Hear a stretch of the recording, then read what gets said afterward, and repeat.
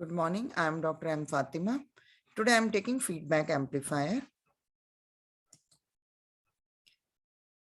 Now take amplifier without feedback. Here this is a block diagram of amplifier. A is representing the gain of this amplifier. Let the Vi is the input voltage and V0 is the output voltage. The gain of this amplifier will be denoted by output voltage divided by input voltage. Here you can see the output is not feedback to the input. So this is open loop amplifier. That is amplifier without any feedback. Now, what is feedback? The part of the output is combined with the input. Feedback is actually a process of combining fraction of output energy or simple output back to the input. The output energy can be voltage or current. That is, voltage or current can be feedback to the input of the amplifier. Now, as you can see in this diagram, this is an amplifier. The A is representing the gain of the amplifier. Beta, this is feedback network, and beta is representing the gain of this feedback network. The output is given to the feedback network, and with the help of this feedback network, a part of output is feedback to the input. So on this amplifier, Vs input signal is coming, and also a feedback input is also coming. The output is feedback to achieve the desired output. Now there are two types of feedback, positive and negative feedback. If the feedback signal increases the input signal, that is the feedback signal phase is the same phase as of input signal, then this is called positive feedback. As you can see in this diagram, this is the input signal, this is feedback signal. The phase of this input signal and of this feedback signal are same, so this is positive feedback. Whereas in negative feedback, the feedback signal is out of phase with respect to phase of the input signal. As you can see in this diagram, this is the phase of the input signal, and here this is the phase of the output signal. Both of these signals are out of phase. So this is the negative feedback. There are different type of amplifiers: voltage amplifier, current amplifier, transconductance amplifier, trans resistance amplifier. To draw the voltage amplifier and its equivalent diagram, and to draw the amplifiers and their equivalent circuits, keep this thing in your mind. The voltage drop will be maximum where there is maximum resistance, V equal to IR. If R is maximum, then voltage drop will be maximum.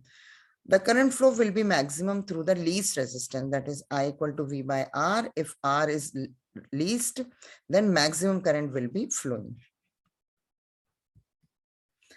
This is an amplifier is taken. This is C amplifier.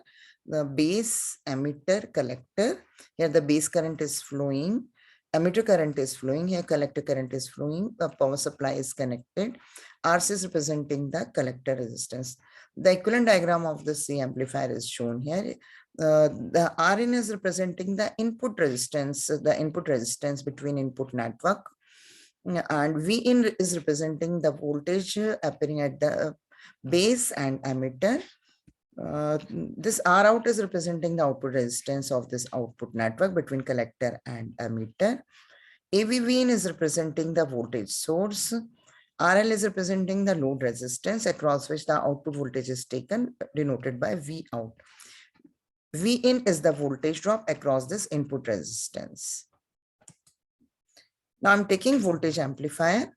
As we have already seen the circuit of the voltage amplifier, the equivalent diagram is shown here.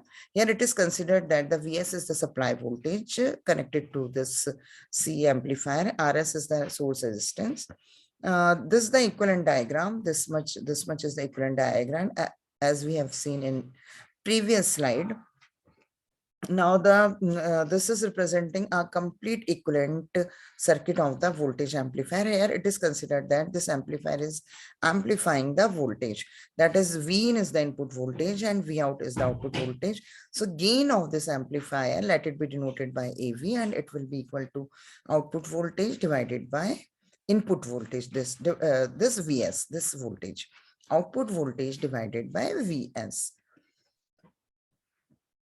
Now see, we want that this input voltage, this must be maximum, that is it should be equal to Vs, and this is possible if this input resistance is very high. So the input value of input resistance must be infinite, so that the whole value of Vs will be appearing here.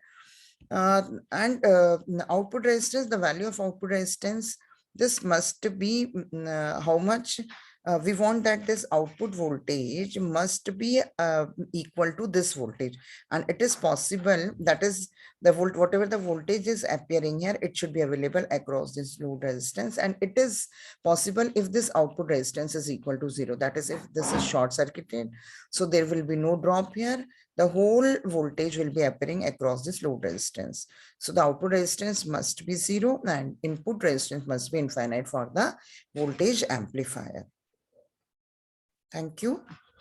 So this lecture demonstrated the input and output resistance of the voltage amplifier. This completes this lecture. Thank you.